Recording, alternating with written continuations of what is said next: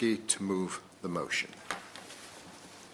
Thank you very much, Mr. Dowd, and it's a pleasure to serve under your chairmanship. I'm very pleased to be called in this debate about British support for NATO membership for our Ukrainian allies. Yesterday on the floor of the House, my honourable friend, the member for the Isle of Wight, requested an urgent question on the situation in Ukraine. And today, I'm very pleased to be initiating this debate, bearing in mind the extraordinary situation and the military build-up that we are starting to see on the borders of Ukraine and Russia. And of course, yesterday, on the floor of the House, we referenced the Budapest Memorandum, which was signed in 1994 by the United Kingdom and other major powers. And of course, you will remember, Mr. Dowd, that the Budapest Memorandum allowed Ukraine to give up her nuclear arsenal, which at the time was the third largest in the world, in order for certain security guarantees that would be forthcoming for her territorial integrity and her sovereignty. So I think we here in the United Kingdom have a unique responsibility to our Ukrainian partners as signatories of the Budapest Memorandum.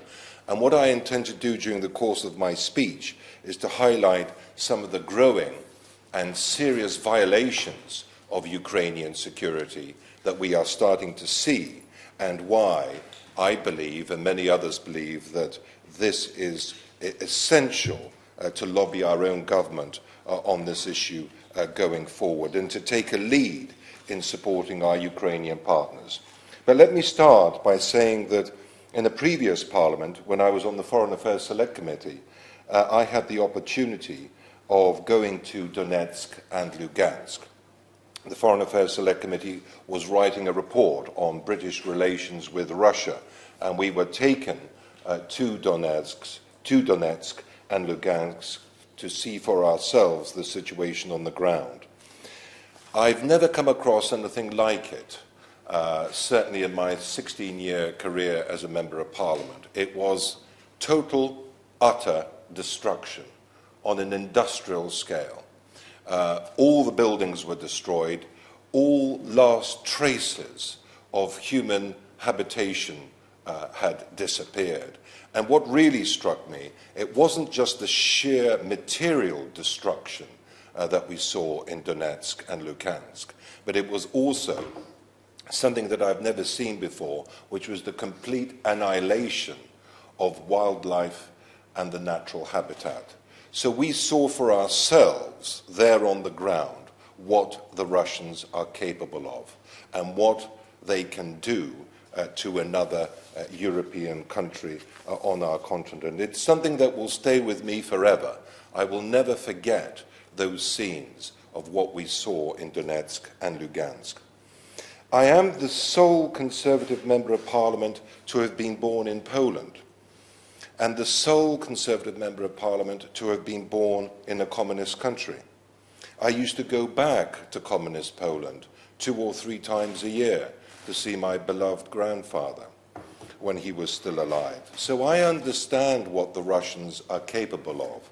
I saw it in the country of my birth, Poland, and where they had instigated and brought to Poland, forced onto Poland, an economically illiterate and a politically Orwellian system, which, thank goodness, finally collapsed in 1989. So we know what the Russians have done to our partners behind the Iron Curtain after the Second World War until 1989, and trapping all of those European partners behind the Iron Curtain. And this is what they are trying to do now to our Ukrainian partners, in trying to trap them behind a new Iron Curtain that the Russians want to impose in what they perceive to be their sphere of influence.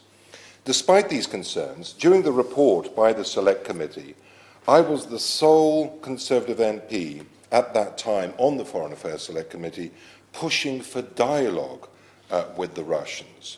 And we had many debates about what we saw on the ground and what should be the recommendations to the Foreign Office.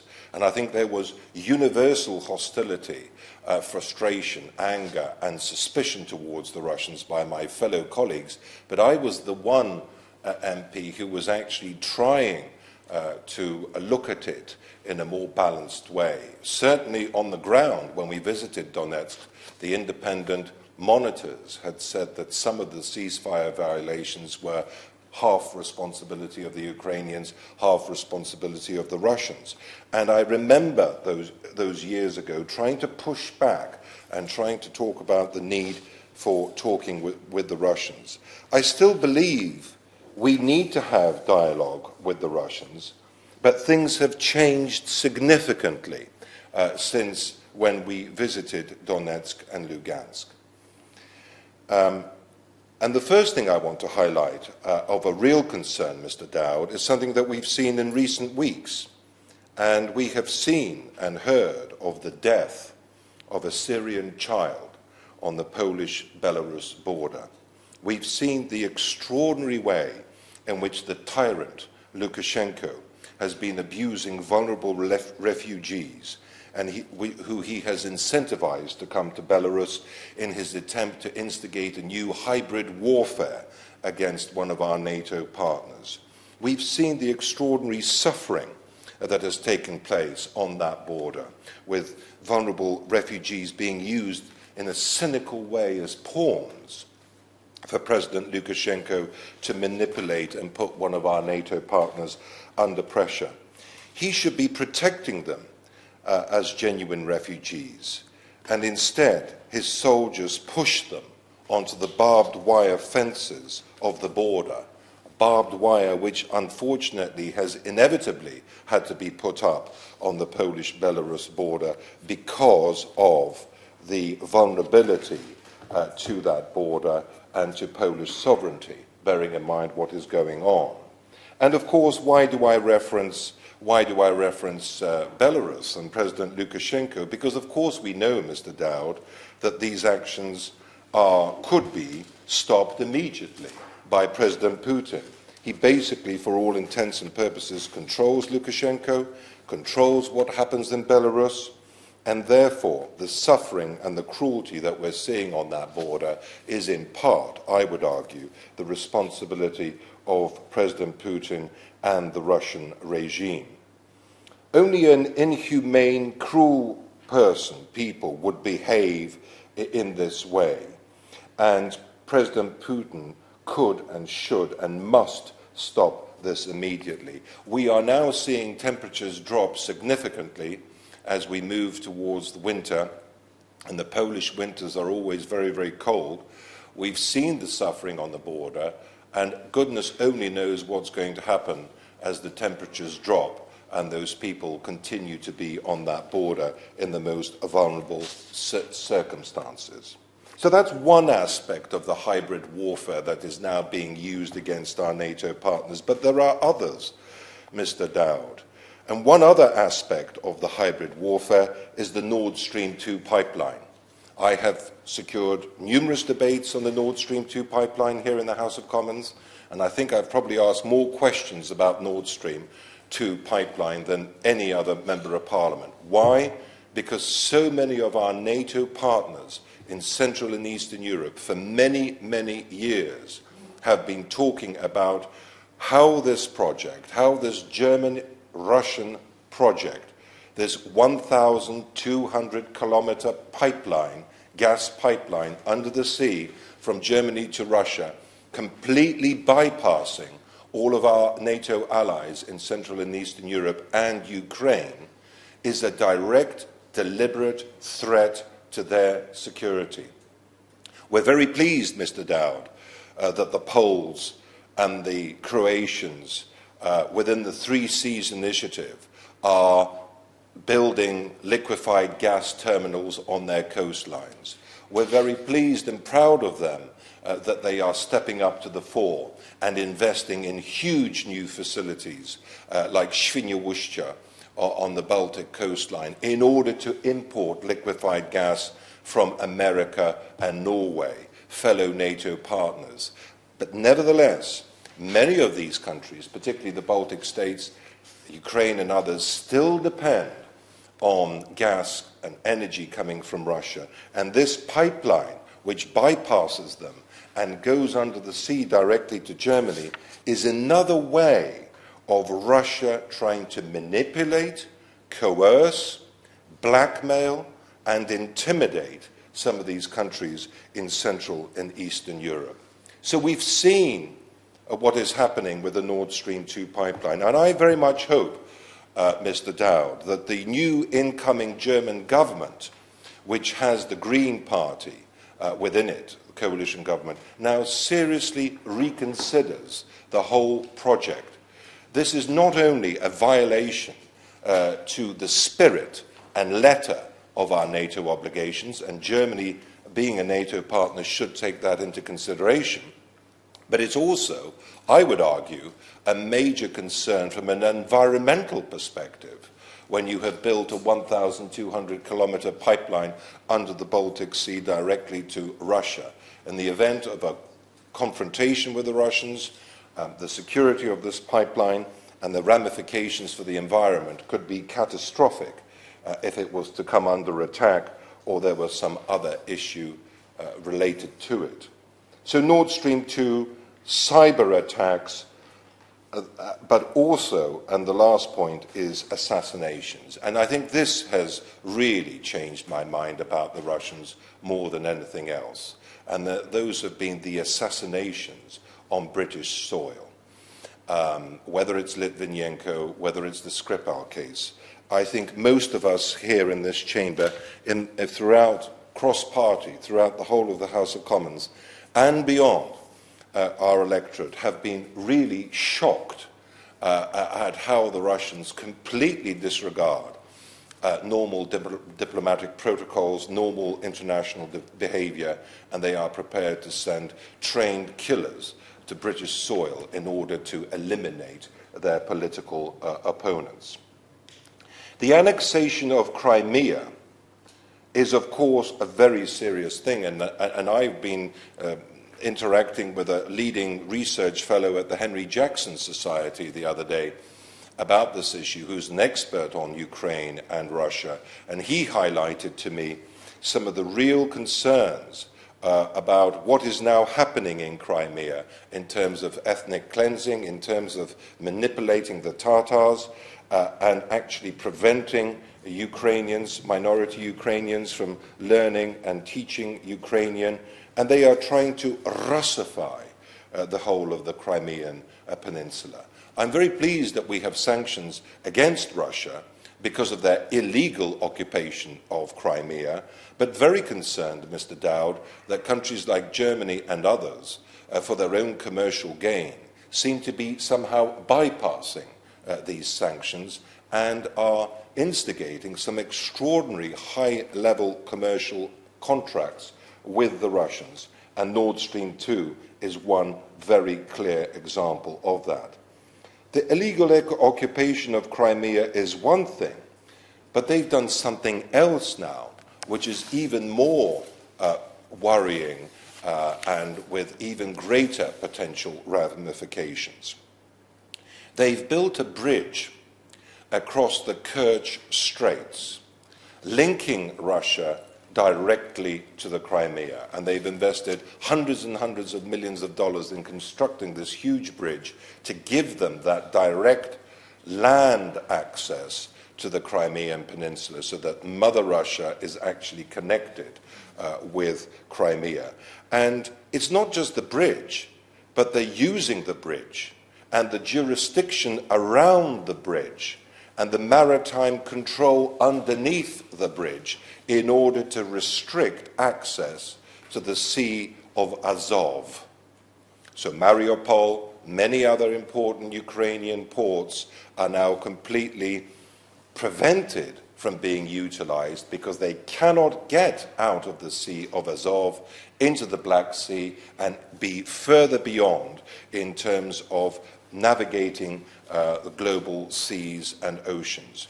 So the Russians are controlling everything that comes through the Kerch Straits, not just military vessels, which my understanding is they have now banned Ukrainian military vessels from even being able to get through the Kerch Straits to the Sea of Azov and Mariupol and other parts of Ukraine. So this is extremely concerning, and restricting access for vessels to the Sea of Azov is something which I would like the Minister to reference when she is answering some of the questions that we put to her. I'm very pleased that the United Kingdom has sent recently our own naval vessels to the Black Sea in freedom of navigation exercises. That's something I welcome very much. Let's not forget that the Black Sea is not a Russian lake. I think the Russians would like to think that the Black Sea is a Russian lake. It's not. It's an international waterway, and I very much hope that we continue with our freedom of navigation exercises throughout the Black Sea. It would be the equivalent of somebody blocking off the English Channel. Now, most people sort of think, well, where is the Sea of Azov and what is the consequence?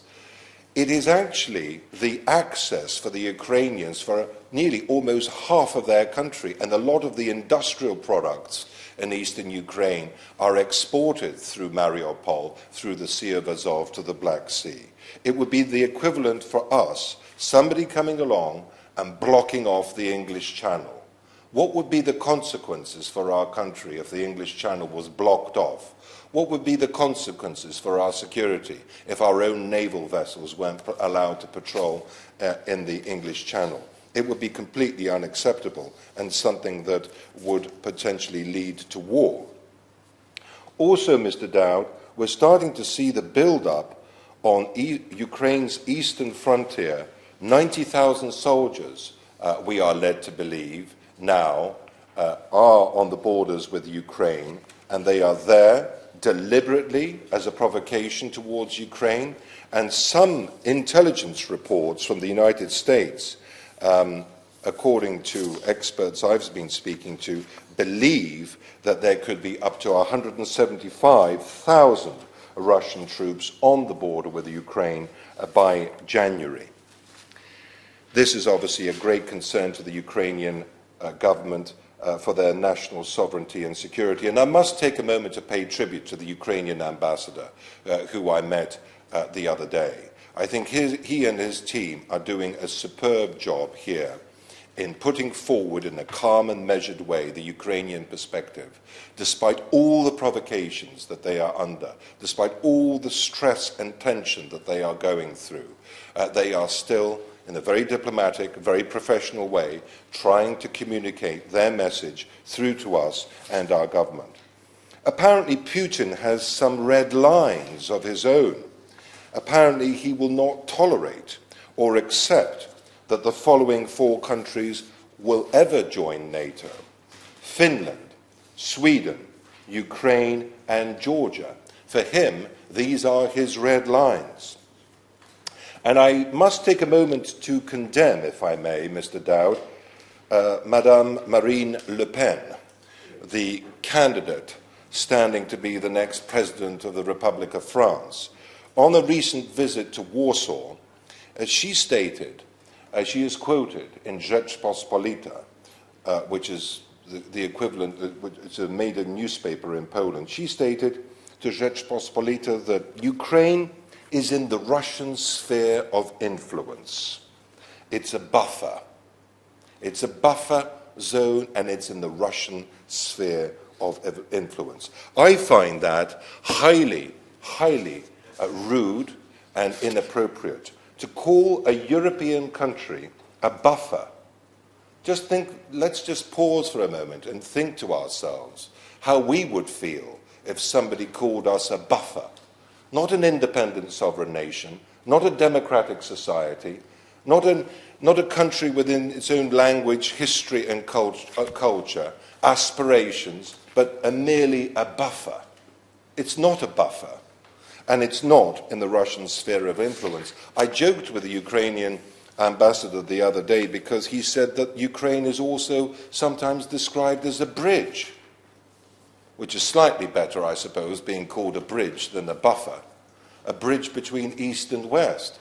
But as the ambassador joked with me, no, we're neither a buffer nor are we a bridge. Who would want to live on a bridge? This is an independent sovereign nation, and we must start to treat them and think of them as such. I wonder what would have happened to Madame Le Pen's ancestors if we in Britain during the Second World War had said, sorry, you're now in the German sphere of influence. We're not going to support you. We're going to leave you to German occupation. I think her language has to be called out, quite frankly, and challenged. Margaret Thatcher and Ronald Reagan taught us how you can only negotiate with the Russians from a position of strength. That is the one thing that I remember about Margaret Thatcher and Ronald Reagan. And I had the opportunity when I was first elected in 2005 of meeting Margaret Thatcher and thanking her for the unique role that she played during the Cold War in giving support, both material and moral support, to the solidarity movement in Poland, which was absolutely essential in helping these countries and the democratic movements in these countries to be able to persevere in their fight against Soviet and communist oppression. But Margaret Thatcher taught us that the only way you can negotiate with them is from a position of strength. And I remember, I'm old enough, I'm going to be 50 next month, so I'm old enough to remember December of 1984 when she invited Gorbachev to Chequers. Konstantin Chernenko was the General Secretary of the Communist Party in December of 1984. But Margaret Thatcher identified Gorbachev as being a man she could do business with, and certainly started that extraordinary process of negotiation with the Russians, but from a position of strength, a position which had a united, solid NATO that was outspending the Soviet Union, outspending on research and defense capability, and showing the Soviets that ultimately their aspiration of world domination would not succeed, and it will fall apart because of our strength and unity and determination to outspend them by at least 4-1 on military capability and technology. And this is exactly the lesson that we now need to learn, Mr. Dowd. We need to negotiate with the Russians, but from a position of strength. That, I'm afraid, is the only thing the Russians understand.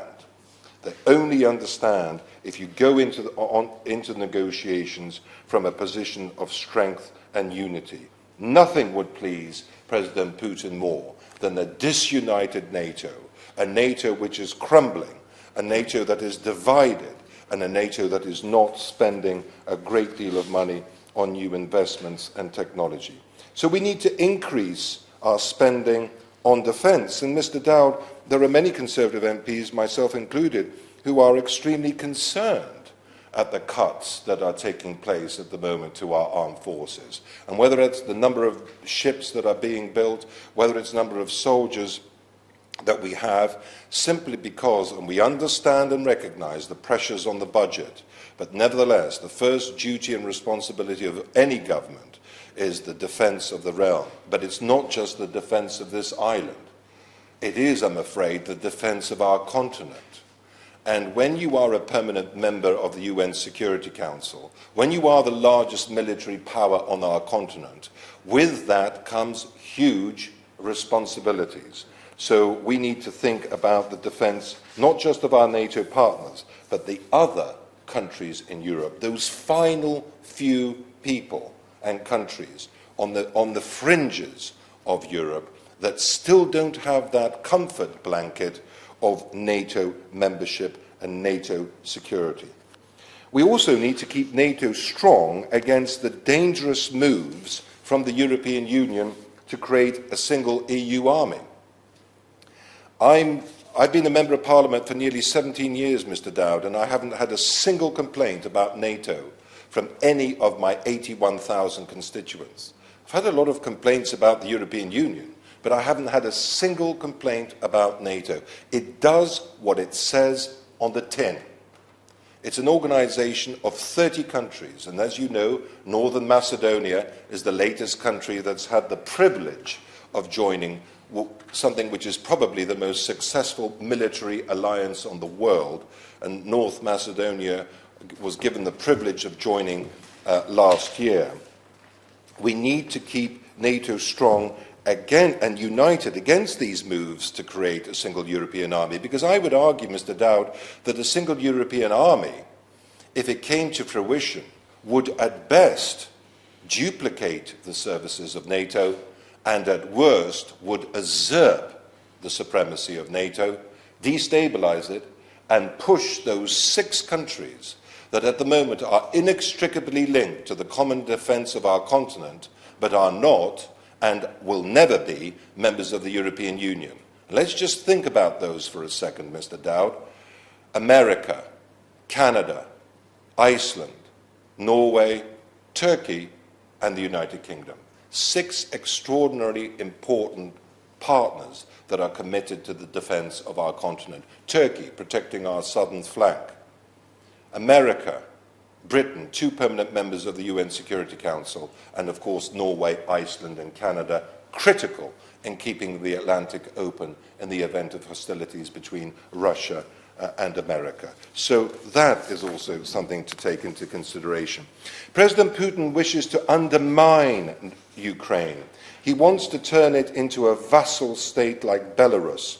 He wants another puppet like Lukashenko to run Ukraine for him. And I've spent the last few days watching interviews with former President Yanukovych, who was whisked to safety after the Maidan revolution in Kiev, whisked to safety to Russia in a Russian helicopter. He is keeping Yanukovych there, ready for when he can destroy the Ukrainian government and reimpose another puppet which will just basically give a veneer of independence to Ukraine. But as we all know, those strings of the puppet will all be controlled from Moscow. So we can't allow that to happen. Now, I'm coming to the end of my speech, but one thing I wanted to state is the NATO summit in Bucharest in 2008. The summit in Bucharest, Romania in 2008 stated the organization's commitment for NATO membership to Ukraine. Now, that is a very important point because the United Kingdom is a member of NATO. We're signatories to this Bucharest Statement 2008. And let me just read out an extract from this Bucharest Summit declaration. NATO welcomes Ukraine's Euro-Atlantic aspirations for membership in NATO. We agreed today that these countries, Ukraine and Georgia, these countries will become members of NATO. So we agreed that they will become members of NATO. Both nations have made valuable contributions to alliance operations. We welcome the democratic reforms in Ukraine and Georgia and look forward to free and fair parliamentary elections in Georgia in May. MAP.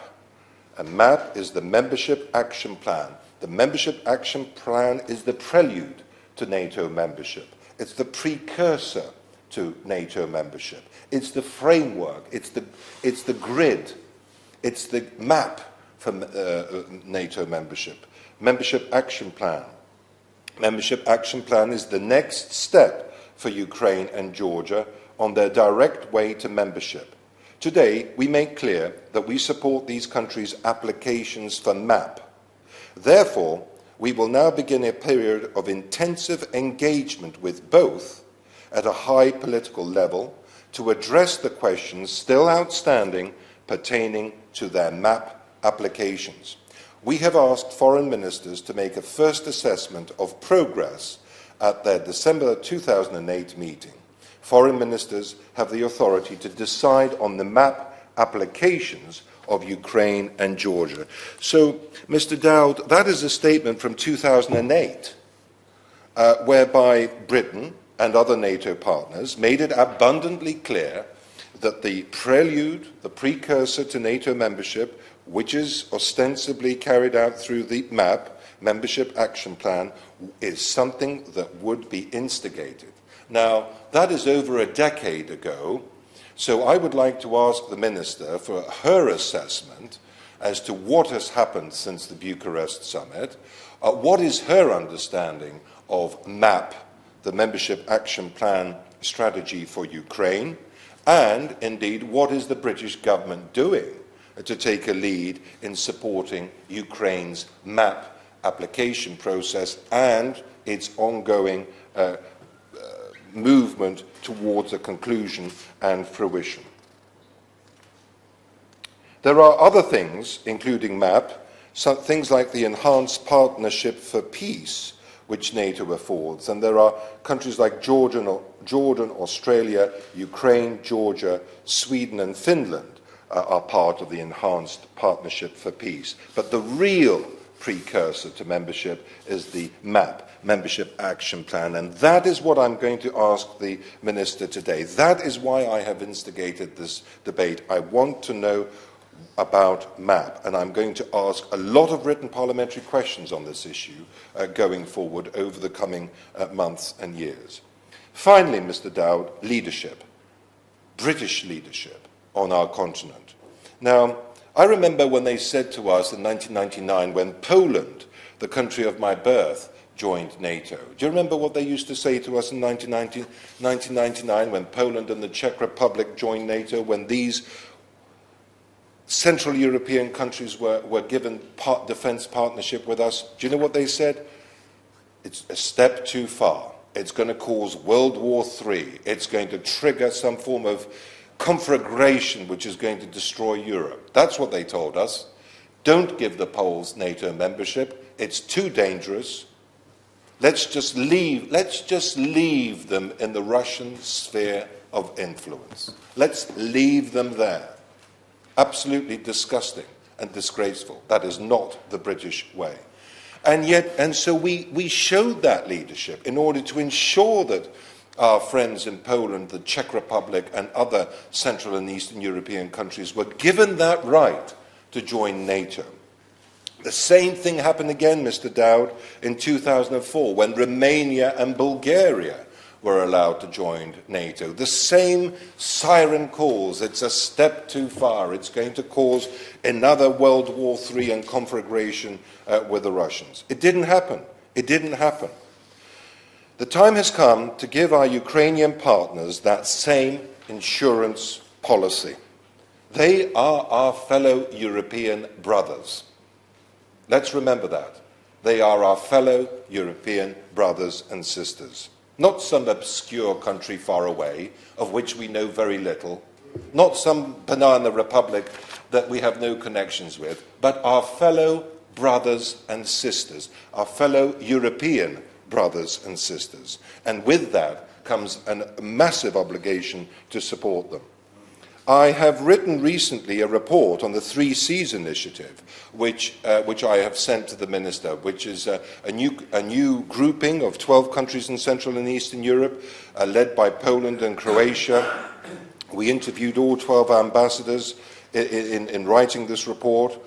Very exciting project that's taking place in Central and Eastern Europe, and I very much hope that we can engage more with the 3 Cs initiative, but also in helping Ukraine. It's an opportunity for Britain to take a lead in Central and Eastern Europe. And as Germany and France are undermining Ukraine, for their own selfish national commercial interests, that specifically with the Nord Stream 2 pipeline, now is the time for Britain to show leadership. And finally, let me just say this. The Ukrainians will remember. The Ukrainians will remember our actions. They are today in probably one of the most vulnerable, dangerous set of circumstances that any European country could face. We are very lucky here in the United Kingdom, perched on the extreme western fringes of our continent, as far away as possible from Russia. When you have a border with Russia, and I've been to the Polish-Russian border on many occasions, when you have a border When the brown bear is next to you and his claw is on your windowsill, scratching on that windowsill, everything changes. Everything changes. And the Ukrainians will remember. They are watching us now. They will remember how we behave. And I, for one, want to lead a campaign, and I very much hope other MPs will join this campaign, in a cross-party caucus in order to convince our own government that the time has come to show leadership and to ensure that our Ukrainian friends are finally given NATO membership. Thank you, Mr. Dowd. The question is that this House has considered British support for Ukraine's membership of NATO. Jim Shannon. Thank you, Mr. Chairman, for permitting me to speak in today's debate. And can I firstly thank the Honourable Member for Shrewsbury and Atcham for leading the debate. There wouldn't be a word that the Honourable Gentleman has not said that I don't totally agree with. So I would add my support to his final statement, indeed all his words, but in particular his final statement, in that we do our best in this House, cross-political party, to help the country of Ukraine and its citizens. I, like him, and I believe like others who will speak shortly, fully understand the necessity to give that support physically, emotionally, and I believe militarily to Ukraine in a way that they can feel secure, can feel more confident, and can be assured that we will, as part of NATO and part as well of the Western countries, add our support should that be necessary. I'm very pleased to speak in this, and I look very much forward to our Minister and thank our government as well, who have been very supportive of Ukraine. Let's be quite clear, the United Kingdom government have done that. I think we would urge others to take our example and to support the Ukrainians in their fight in gaining independence from Russian intervention and the potential of invasion, indeed the reality of invasion, but the reality or potential of more invasion. Russia has for many decades now posed a threat to democracy. I think we're probably even more relevant or more aware of that today than we have been in the past. There is no doubt that we must take further action to support those smaller countries who cannot protect themselves. I have, along with others, I have an interest in history, but I have an interest in history, and I read some of the history of Ukraine, and I'm ever mindful of this before I came for this debate, of the famine and the forced hunger that Russia put on the Ukrainians in the past, where I think the figure was some 6 million, probably more, died as a result of that. And I think we ever mind that Russia is no friend whatsoever of the Ukraine. Indeed, Russia, to be honest, is no friend of anybody in the Western countries, for their ambitions are great and will be detrimental. Since 2014, the disruption and intrusion into Ukrainian territory has been ongoing, and only last year, President Zelensky approved Ukraine's new national security strategy, which provides for the development of the distinctive partnership with NATO leading towards membership. I'm struck by the Honourable Gentleman Shrewsbury and Atcham's comment about what happened to Poland and their introduction to NATO and the aversion from some countries in the world. What will happen? Well, it didn't happen for Poland, and it will not happen for Ukraine, providing NATO stands strong. So I commend them for those comments. I'd also say the sooner that Ukraine is introduced to NATO, the better, and I'd be keen and anxious to see that happening sooner rather than later. It's one small step forward in improving the relations between Ukraine and the rest of the NATO states. As recently as 2019, President Vladimir Putin admitted that there is still a significant amount of military intelligence still in Ukraine. So it's very clear what President Putin's ambitions are and why. And as of 2019, 7% of Ukraine's territory is under occupation by Russia, taken illegally, taken violently.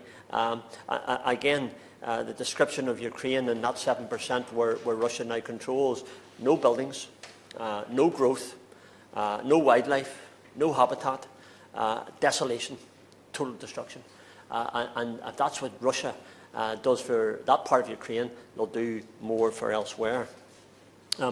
The there has been many reports of Russia's undercover and special forces behind the lines, carrying out attacks and espionage and indeed murder of Ukrainian citizens. So it's very much something that I have great concern with as well. I am very grateful to the United Kingdom of Great Britain and Northern Ireland that they are supporting the continued efforts by Ukraine to boost its naval capabilities, referred to by the Honourable Gentleman. In 2015, the UK launched Operation Orbital, which is a non-lethal training and capacity-building operation to aid the Ukrainian armed forces. I welcome that very much. I do perhaps wish that there was something stronger. I think we've got to look at that, and NATO's got to look at that, and the United States has also got to look alongside with us in relation to it. This came shortly after the 2014 Russia-Ukraine war, whereby it was estimated that 13,000 people have lost their lives and where 1.5 million people were internally displaced, residing permanently in government-controlled areas of Ukraine. At the time of that, I'm chair of the APPG on the freedom of religious belief, and I highlighted in some questions back at that time and some statements that I was involved in. I got information back from eastern Ukraine where churches have been destroyed, which would echo the destruction of that part. Baptist and other clergy have went missing, never been disclosed what happened to them. People lost their freedom and their right to practice their religion in that part of the country. And I think it's time that Russia was held accountable for those crimes against humanity and the crimes that they carried against people who just happen to be Christians, who just happen to have a religious point of view, and who just happen to be abused of their human rights. Russia is a threat to religion and belief, and human rights abuses are enormous. In September 2020, further efforts were also made by then the Defence Secretary Ben Wallace. He announced that the UK would lead a multinational maritime training initiative for the Ukraine Navy. This enables them to advance their own naval strategy in fighting off Russian threats. £2.2 million worth of non-lethal equipment has been gifted to Ukraine. And despite these continued efforts by the UK and others, I must say that I believe more needs to be done. I believe we need to have a more direct military intervention. I believe that the strength in preventing war is to have the military in place to ensure that they will think twice before they do anything. So the quicker we can get Ukraine's partnership with NATO, the better. In addition to this, we must be doing more to encourage our allies to help Ukraine, and to be specific, the US of A. President Biden has been under recent pressure to answer the question of whether he will support Ukraine's bid to join NATO, given the immense pressures he is under by Putin. I know they've had talks in the last few days. NATO Secretary-General Jens Stoltenberg has previously stated that Ukraine needs to do more to fulfil promised reforms before they can be accepted for NATO discussions. I would ask NATO and Ukraine to expedite those reforms. The quicker we can get those forward, the quicker Ukraine becomes part of NATO, and then the quicker we can give the support where it's needed. I asked the Minister if it's possible, has the Minister and his government had any update on the discussions that President Biden has had just in the last few days with President Putin? What was the outcome of those talks? I'm always hopeful that President Biden, and he's not accountable to us here, by the way, has had a very strong stance and has made sure that his comments reiterate the commitment of NATO and the USA to stand by Ukraine. I suppose that's what I'm really looking for. If the Minister has had the opportunity to oversee or had discussions or is aware of what took place, I think we all in this House would be very pleased today to have that update. It's important that these promises are met, but I must also want to further emphasise the importance of demonstrating the force of a network of liberty against malign activity. So I welcome the recent efforts by the Foreign Secretary at her meetings with world leaders in addressing the concerns of Russian intervention. But we must not forget our commitment to protecting democracy, ensuring essential defence mechanisms, and doing everything necessary to prosper the relationship between Ukraine, ourselves, NATO and the USA. I finish with these comments, Mr. Chairman. I'm very proud of the continued efforts by the United Kingdom of Great Britain and Northern Ireland so far to aid Ukraine in their fight to join NATO and make that happen. But until this is accepted, we must, I believe, do more to ensure that the Ukraine is strong enough to fight off Russian interference, and that the UK of Great Britain and Northern Ireland must be seen as to be one of the leading actors to encourage others to do so. I commend the Minister and Government for what they've done. I look very much forward to the shadow ministers who are going to speak shortly, and I believe that we will have a united front in favour of Ukraine, so standing by them, and I believe that we must ensure that Russia knows if they take on Ukraine, they take on us. Thank you.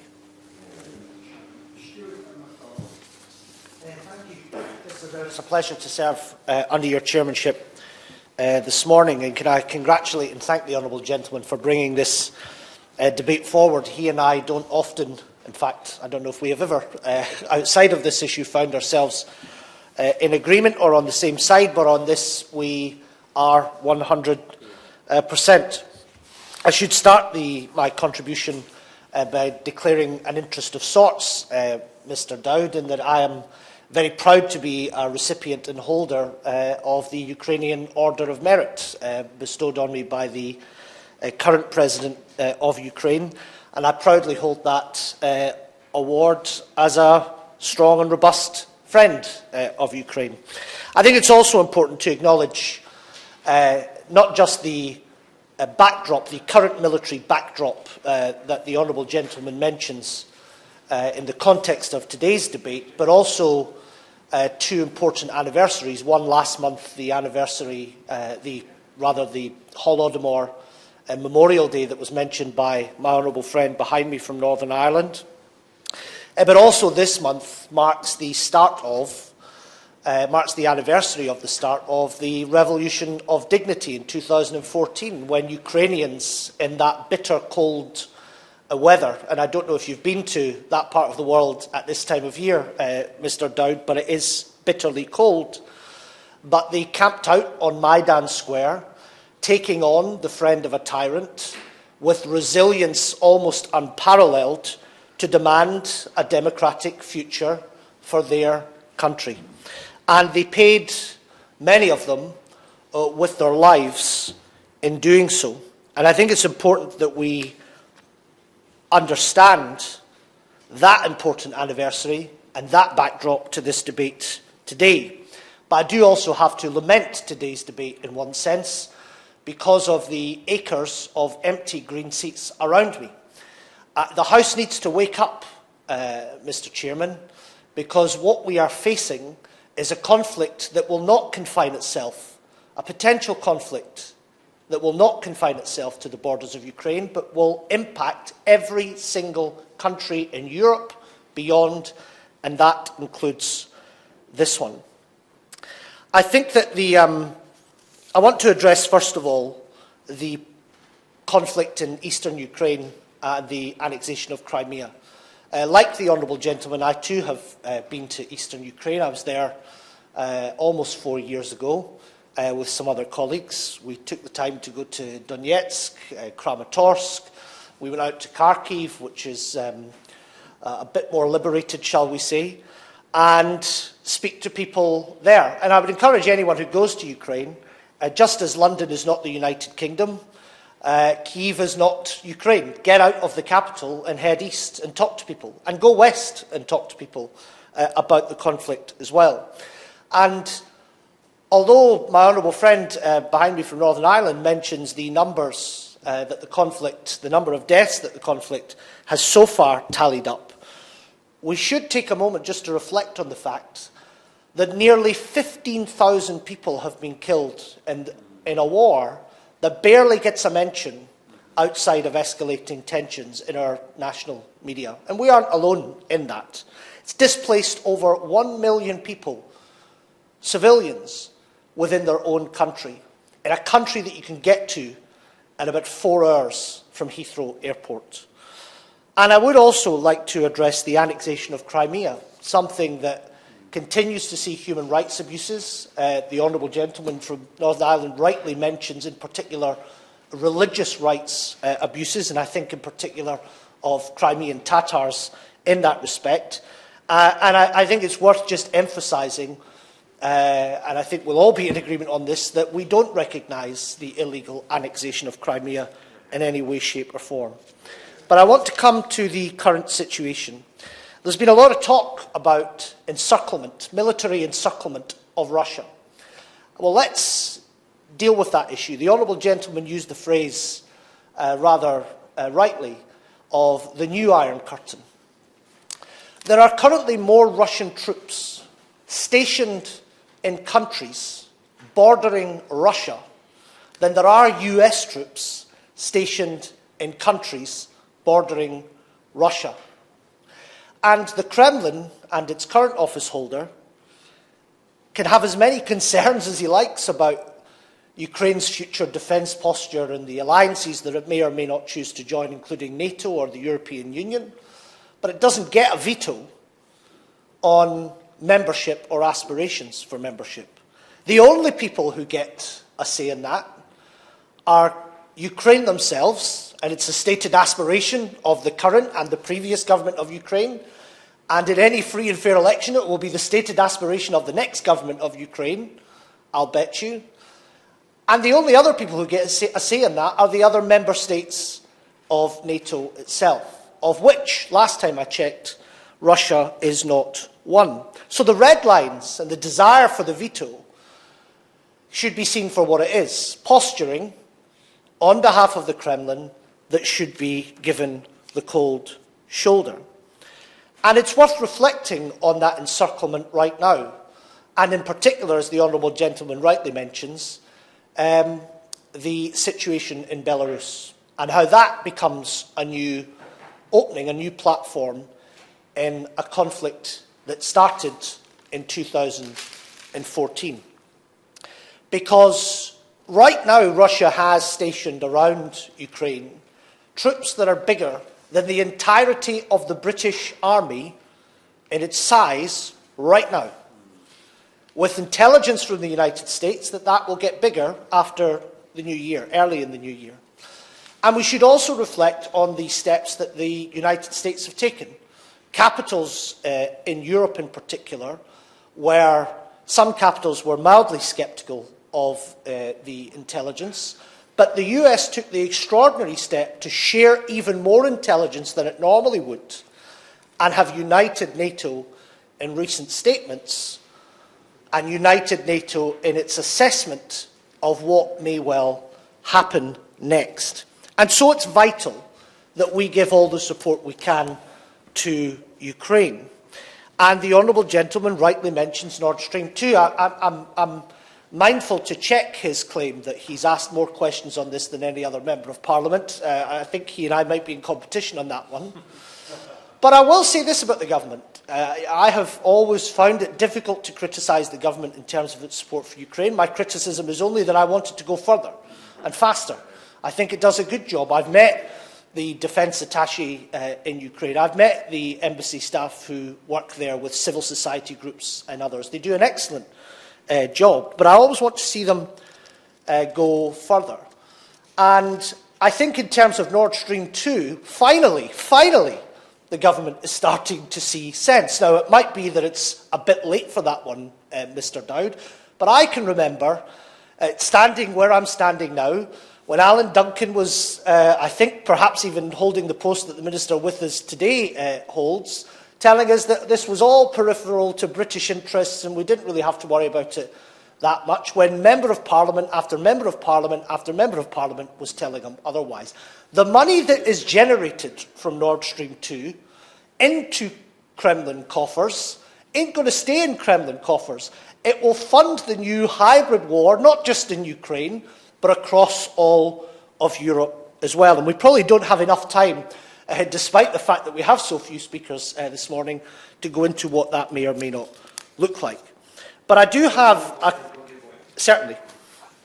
I'm very grateful to the honourable gentleman for giving way, and I completely concur with his statement that he's just made about NATO, in the sense that former President Trump, who I suspect the honourable gentleman is not a great fan of, nevertheless did challenge Jens Stoltenberg in a very clear and sensible way when he said to Jens Stoltenberg, why is it that you, the Secretary-General of NATO, allow one of the members to bypass and impede the security of our other NATO partners? If you are a member of NATO, that's a huge attribute, but it's also a huge responsibility. Does he agree with me that Germany should think more reasonably and responsibly about the interests of fellow NATO partners rather than just securing her own energy interests?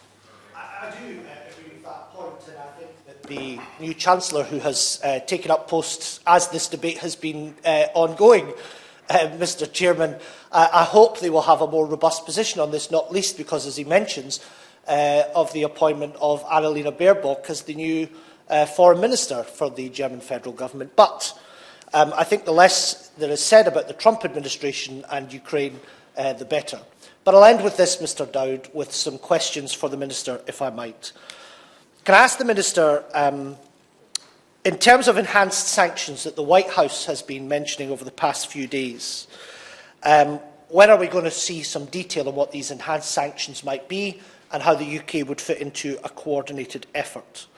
What assessment has the government made of Russia's intentions post the call between President Putin and President Biden?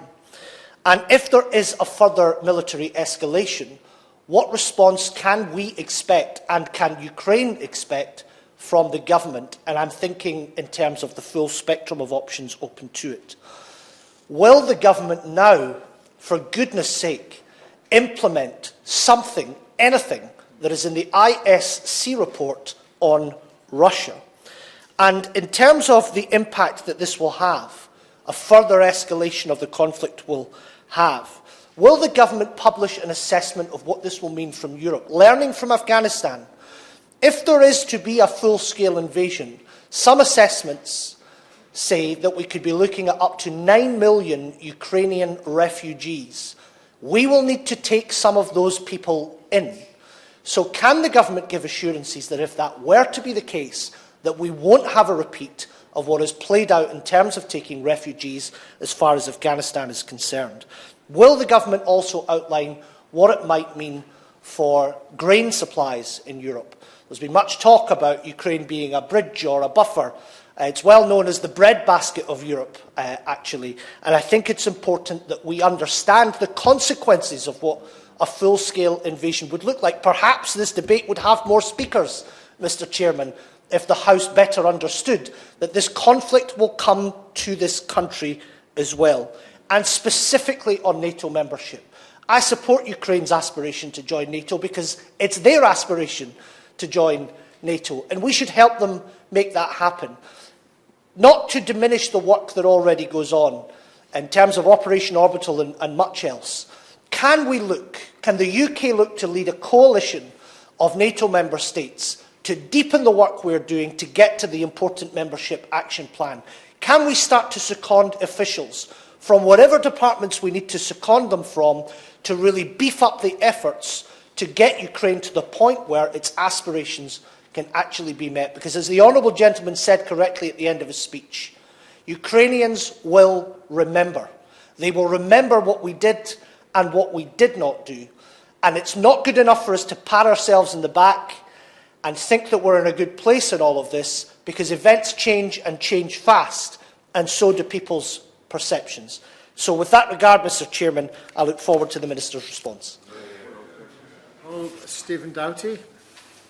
Thank you, Mr Dowd, and it's a pleasure to serve under your chairpersonship today. And can I thank the Honourable Member for Shrewsbury and Atcham for securing this timely debate, not least following the developments in recent days and indeed the urgent question in the House yesterday. And I want to begin, Mr Dowd, by referencing the very close ties between Ukraine and my own country, Wales, and indeed my own city, Cardiff, which of course was twinned with Luhansk for many, many years after the assistance that was given from the citizens of that fine city to Welsh striking miners during the 1980s.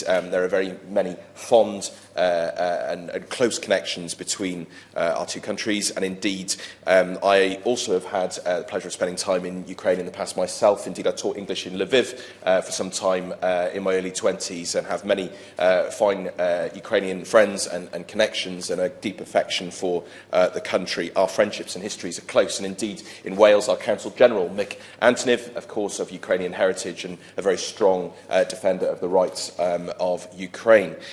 We've heard a range of important contributions both this morning and indeed yesterday from members on all sides of the House, and I think the degree of unity, resolution, concern and attention to this issue both in this place and indeed across our allies should not be underestimated by President Putin and the Russian regime and others seeking to destabilise Europe and undermine the liberties and aspirations of people wherever they may be, whether in Ukraine or indeed across the continent. And therefore, can I begin by reiterating the comments of my colleague, the Shadow Foreign Secretary, the new Shadow Foreign Secretary yesterday, that is crucial in moments such as these that we send a united message from all sides of this House that the UK is resolute in our support for the sovereignty, the independence and the territorial integrity of Ukraine. And it's rare for me to quote ministers in my own speeches, but I do want to say we agree absolutely with the comments of the Minister yesterday that it is right that the UK is unwavering in our support of Ukrainian sovereignty and its territorial integrity within its internationally recognised borders, including its territorial waters, as we've heard about,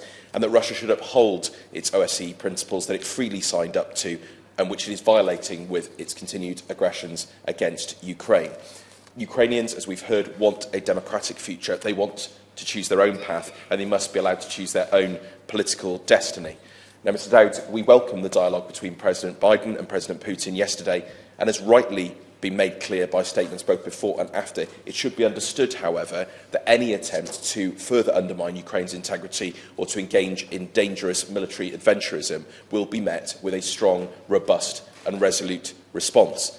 Nobody, at least not us, wishes or seeks further armed conflict, and we in this side of the House welcome the unity and clarity with which our European Atlantic allies have spoken. We hope that that message has indeed been heard and that dialogue will continue, and that the Russian regime will step away from the precipice which it is currently sitting on. But of course, Mr Dowd, regrettably, this has been part of a wider pattern of dangerous behaviour by Russia and its agents, with tensions raised not only in Ukraine, but also, of course, in relation to its support for the regime in Belarus and its actions, and of course, recently in Bosnia as well. And that's, of course, following the completely unacceptable and illegal actions in relation to the annexation of Crimea, Russian actions in Donbass, and, of course, in other locations, including Georgia, in previous years. And we must not forget, Mr Dowd, that over 14,000 people have lost their lives in these 7 years of conflict in Ukraine's east since the Russian-backed forces sieged large areas, nor must we forget those who tragically lost their lives in the despicable shooting down of MH17 over the conflict area. Now, nobody wishes to see further lives lost, and a further ratcheting up of rhetoric and military assets, as we've heard in the region by Russia, is both dangerous and irresponsible. Perhaps, Mr Dowd, they thought that we would look away, not least given the pressures of the pandemic and many other international matters, but they should be assured that when it comes to the stability and security of Europe and of Ukraine itself, we will not be looking away. We will be standing by our commitments. And Michael Kaufman from the US Centre for Naval Analyses illustrated today for the BBC exactly why concerns have escalated. We've heard of the huge numbers of troops and assets stationed, and he said while the current Russian military posture supports a range of contingencies, what is remarkable about it is the size of the combat elements assembled and the follow-on force designed to hold seized territory, and consequently, and he describes it, it looks like a credible invasion force in excess of anything put together in 2014-15, the last time major Russian units were themselves directly involved in the fighting, designed for a large-scale military intervention. Absolutely clear there, and that tallies with the other open-source intelligence that the United States and others have shared. And we've also heard in recent days about medical and fuel supply chains being established to the borders of Ukraine, which only seeks to further unnecessarily escalate the situation. It is completely dangerous and it is completely unacceptable. I want to turn to some questions to the Minister and some other issues.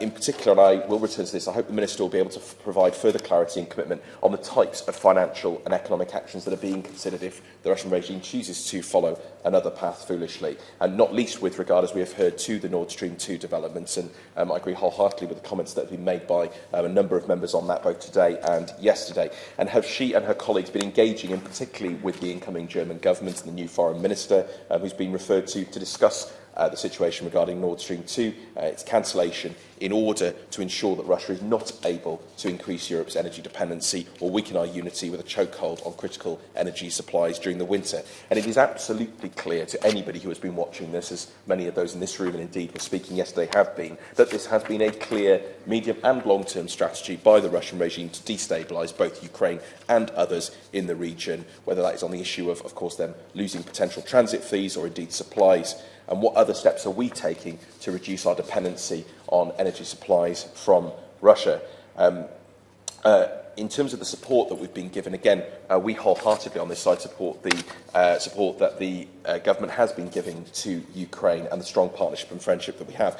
This is not, as has been said, some sort of far-flung shore, but rather a nearby friend, a neighbour and a partner whose prosperity, stability and liberty is of mutual interest to us all. Ukraine, of course, has been an important ally since its independence in 1991 and has been working for many years with us closely in military partnerships and through NATO missions.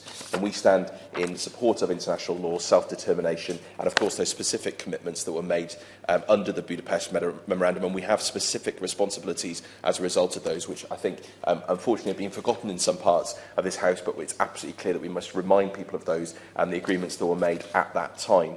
And so we welcome the support that our UK armed forces and NATO partners have provided and continue to provide in Ukraine. We, of course, have trained over 21,000 Ukrainian military personnel in medical skills, logistics, counter-ID actions, leadership planning, infantry tactics as part of Operation Orbital, and, of course, in relation to the UK-led Maritime Training Initiative. And it is absolutely right, as has also been referenced, that we work with Ukraine to ensure the freedom of maritime navigation in line with international law in the Black Sea and the Sea of Azov, in line with international commitments. And as has also been referenced, Mr Dowd, our trade links are absolutely critical. And I think it was in 2019 we heard about Ukraine as the breadbasket of Europe, and almost 15% of British imports of cereals originated from Ukraine. We must be clear of the impacts for us and our food security and trading relationships going forward. And of course, beyond that, we have also provided ODA support towards developing economic prosperity and peace building and human rights initiatives, and it's absolutely right that that continues. We, of course, Mr Dowd, have also continued to rightly work through organisations promoting diplomatic dialogue, freedom, human rights and peace, such as the OSCE. And I wondered if the Minister could outline the latest conversations we've had at the OSCE and indeed at the United Nations and other bodies regarding existing agreements. And she will be aware that the OSCE Special Monitoring Mission continues its work, albeit often very hampered in eastern Ukraine. In its latest report, which I viewed, I will happily give way. I'm grateful to the honourable gentleman because he reminded me of a point I did want to make specifically on the Special Monitoring Mission.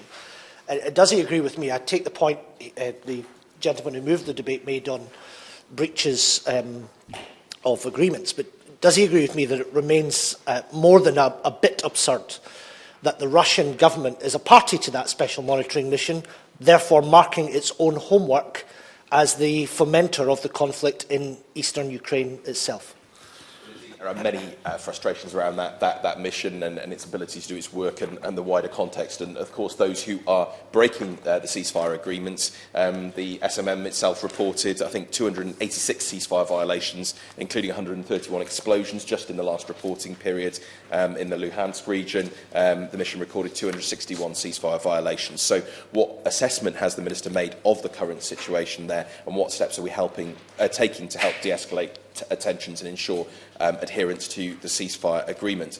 Mr Dowd, at times of high tension, it is also critical that calm heads and accurate information prevail. And in that regard, it is deeply alarming to see much of the false information emanating from the Russian media and the Russian regime and other sympathisers in the region regarding the intentions of Ukraine, the UK, NATO and indeed its allies. And we cannot afford for military or political miscalculations to be made on the basis of misinformation or deliberate disinformation. And nor can we accept hybrid attacks on the critical infrastructure of Ukraine or indeed other allies and partners. And so what assessment has the Minister made of the levels of false information circulating, and what steps are we taking to counter and correct this, both directly with the Russian regime but also to reassure our allies and partners, including Ukraine, when false information is being circulated? And what steps are we providing to support Ukraine and other partners to defend themselves against cyber attacks and other forms of hybrid warfare?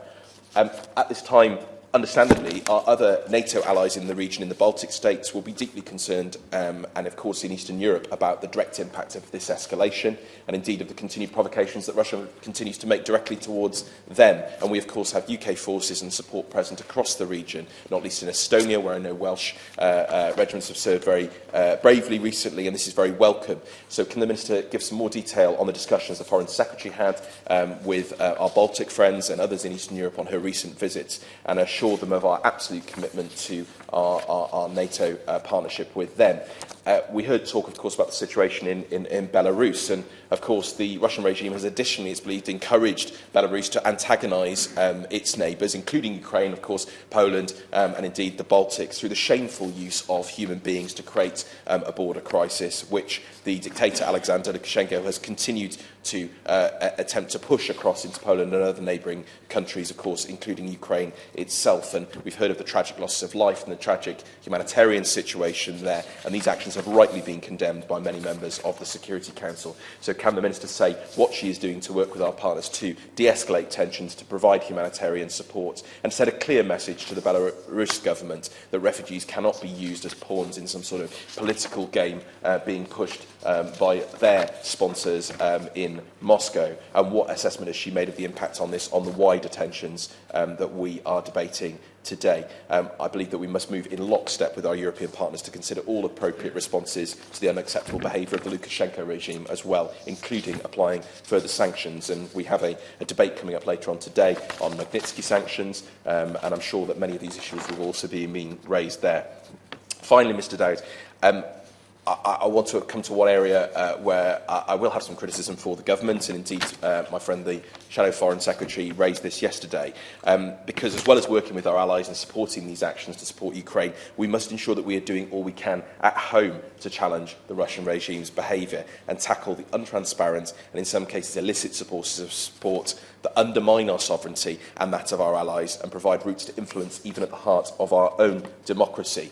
We know that this is merely one step removed from even more offensive actions on our own territory. The Honourable Member referenced these earlier on, whether that be the murder or use of chemical or radiological weapons in our own country, which cannot be tolerated, or indeed a wide range of other unacceptable actions. We know that the UK continues to be a soft touch for corrupt elites and the dirty money that helps sustain the Putin regime. And this was set out clearly in the Russian report and continues to be substantiated by further evidence. Yet, more than 18 months since that report was published, none of its recommendations have yet been fully implemented. And the Minister yesterday failed to commit, so I ask again, will the Minister commit to taking the steps necessary to implement the recommendations in the Russia report? As I mentioned, later on today, we will be debating Magnitsky sanctions and the failure of the government to further expand the number of individuals being subject to sanctions in a system which, to be fair, we have welcomed. We support the setup of that system. We want to see it being used further to tackle those individuals who are responsible for deeply unacceptable actions globally, threatening our own interests, threatening the interests of our allies, and ensure that they are brought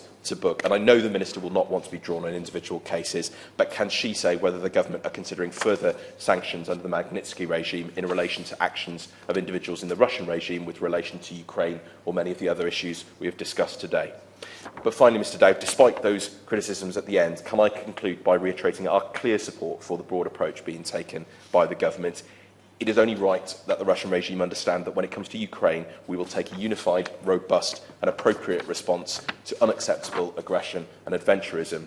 We're united in this House, we're united amongst our partners and allies. We urge them to de-escalate the situation and respect the liberties and the territorial integrity of Ukraine, which they have previously shown scant regard for. Mr Doughty, Minister.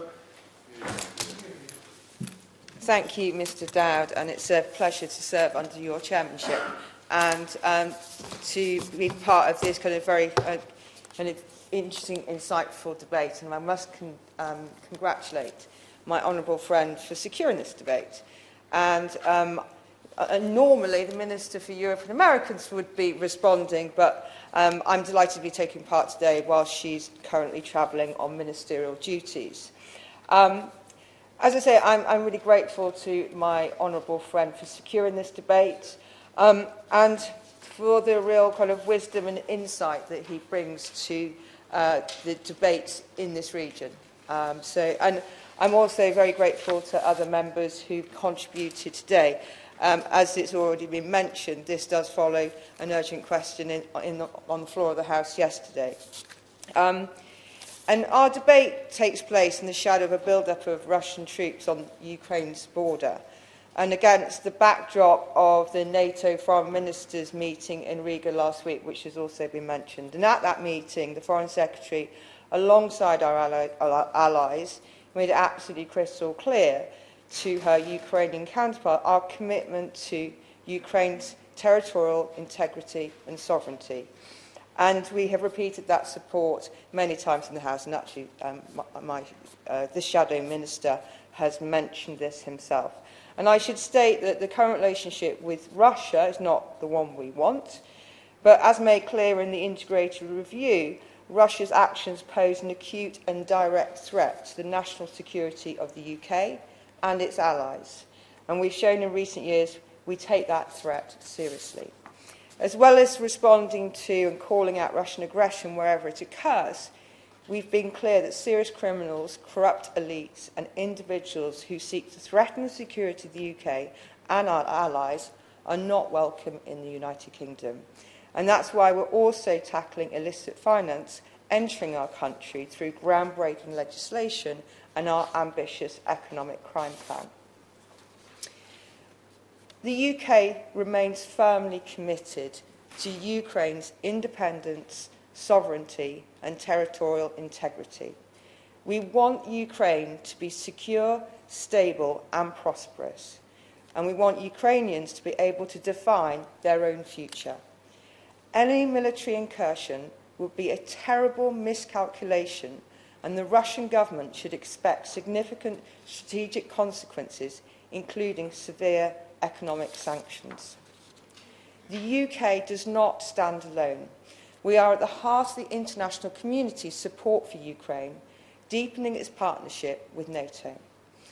Together we stand ready to continue and build our support for Ukraine across all areas, including energy, reform and defence. Last summer we backed Ukraine to become an enhanced opportunity partner to increase political consultations, cooperation and joint training and exercises with NATO. We stand firm in our support for Ukraine's membership aspirations, in line with the 2008 Bucharest Summit Declaration. That declaration saw NATO allies agree that Ukraine will become a member of the Alliance. Alliance have reiterated this commitment at every summit since, most recently in June 2021. That is as it should be. The route towards membership requires Ukraine's continued commitment to strengthen its institutions and to deliver the defence and security reforms agreed with NATO in its annual national programme. Ukraine needs to persevere with defence and security reforms as the route to membership. And with regards to MAP, as mentioned by my honourable friend, it is a decision between all 30 allies to grant MAP. This does not prevent NATO and Ukraine from developing their interoperability. As I say, Ukraine achieved enhanced opportunity partner status last year. This is the closest level of partnership with NATO and offers valuable opportunity for engagement with the alliance as Ukraine moves forward with its reforms. I encourage Ukraine to make full use of this enhanced opportunity partner status, which affords regular information sharing and allows for cooperation. In the meantime, it's vital that NATO allies continue to stand in solidarity with Ukraine in the face of Russian aggression and provocations, and that we work to bolster Kiev's defences and broader security in the region. This includes Ukraine's energy security, one of the reasons why the UK remains opposed to Nord Stream 2. We are concerned about its implications for the interests of Ukraine and for European energy security, and stand firm in defending our common interests. I want to make it clear that this support is fundamentally defensive in nature. Ukraine poses no threat to Russia, nor indeed does NATO. It is a defensive alliance which strives for peace, security and stability in the whole of the Euro-Atlantic area. And the UK remains a key and active member of the NATO alliance. UK military support for Ukraine covers many areas and has been expanded and extended. This includes training delivered through Operation Orbital, which has trained over 20,000 Ukrainian troops. The training is defensive, designed to save lives, focusing on the skills for which the Ukrainians have sought our assistance and delivered at the point of need. We will continue to demonstrate our commitment to maintain regional security and freedom of navigation. We take part on periodic deployments, including under a NATO banner such as Exercise Sea Breeze in the Black Sea and Exercise Joint Endeavour, where we tested and evaluated new techniques alongside Ukraine. These deployments have helped to maintain regional security, to check Russian aggression, and to demonstrate NATO's political support for Ukraine and our other allies and partners in the region. In addition, in conjunction with our Canadian allies, we are at the NATO Contact Point Embassy for 2021-2022, and this provides further opportunities to strengthen NATO's relationship with Ukraine, explain the responsibilities and benefits of the alliance, and to tackle false narratives. As I mentioned at the beginning, the Foreign Secretary took part in the NATO Foreign Ministers meeting at Riga last week, where she discussed the current situation with the Ukrainian Foreign Minister. She reassured him of our unwavering support for Ukraine, including through NATO's comprehensive assistance package. This package includes assistance on capacity building for cyber and logistics expertise, as well as developing Ukraine's training programmes. The two are meeting again today at the Foreign, Commonwealth and Development Office during the inaugural UK-Ukraine Strategic Dialogue. Tensions on the UK-Russia border and on its border with the illegally annexed Crimea. I have to give way. First of all, thank the Minister for a response, but just in my contribution, as others wish to have as well, can the Minister, does she have the knowledge of what took place between Biden and Putin, and could she update us on that, please? Thank you. You preempted me. Sorry, the honourable member has preempted me. I will come to that before I wind up and give my honourable friend a few minutes to conclude. We know we are closely monitoring the situation with our allies. It's critical all sides avoid miscalculation. We are unequivocal in our message to Vladimir Putin, see reason and also return to diplomatic channels. We've called on the Russian government to abide by its international commitments, to provide transparency and see reason. NATO remains open to dialogue with Russia. We will continue to work with our allies and partners to uphold the rules-based international system in relation to Ukraine and the institutions that underpin it. The Prime Minister has spoken to President Zelensky on a number of occasions to reiterate UK's support, and he raised the issue of Russia's aggression towards Ukraine directly with President Putin when they spoke ahead of COP26.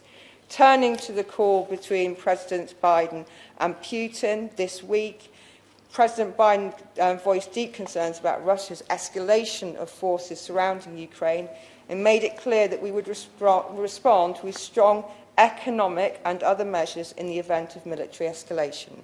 President Biden reiterated his support for Ukraine's sovereignty and territorial integrity. They also discussed the US-Russia dialogue on strategic stability, a separate dialogue on ransomware, as well as joint work on regional issues such as Iran. After the call, President Biden called the French, German, Italian and British leaders to debrief them on the call and consult on the way forward. To conclude, Mr Dowd, the UK will continue to stand by Ukraine's side as an honest friend and close partner. Our support for Ukraine alongside our allies is crystal clear. Together we can and we must coordinate greater economic support, including energy support to Ukraine. Similarly, we must be clear to Russia that incursion into Ukraine would incur a high cost and result in massive strategic consequences. Russia should understand that the support we provide Ukraine is to help Ukraine defend itself. Nothing in our support could be construed as a threat to Russia. NATO poses no threat to Russia. That's why Putin needs to see reason, return to the negotiating table and understand this. Our support for Ukraine is unwavering.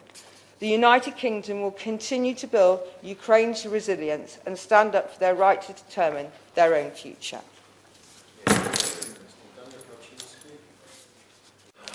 Thank you very much, Mr Dowd, and I'm very grateful to the Minister for her very positive remarks and very pleased that the unity amongst all political parties in this chamber, and it's a very pleasant experience to be able to, for the first time ever, agree wholeheartedly with a member of the SNP. I shall remember this moment. I just want to finish by saying that the Ukrainians are watching.